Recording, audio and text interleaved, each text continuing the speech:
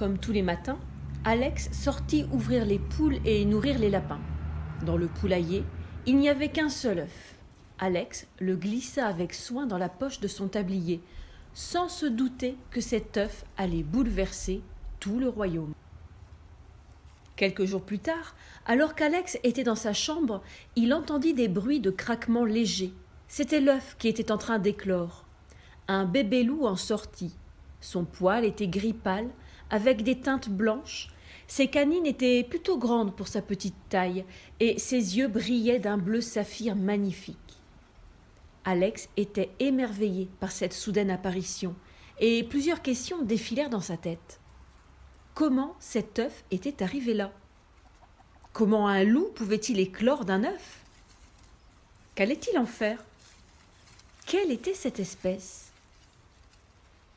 Le loup grandissait très rapidement. Depuis l'éclosion, Alex et le loup étaient devenus très proches et une sorte de lien mental leur permettant de communiquer était présent, comme si ensemble ils ne faisaient qu'un.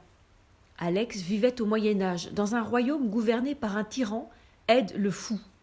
Ce monarque, qu'il était devenu par la force en créant son armée et en tuant l'ancien roi, était fou, d'où son nom, sadique et cruel. Il gouvernait depuis bientôt 15 années.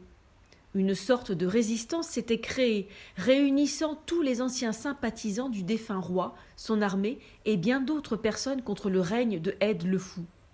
Cette résistance s'était faite connaître sous le nom de les rebelles, et ils étaient dirigés par l'ancien bras droit du roi, Ned le Sage, qui n'était autre que le frère du tyran.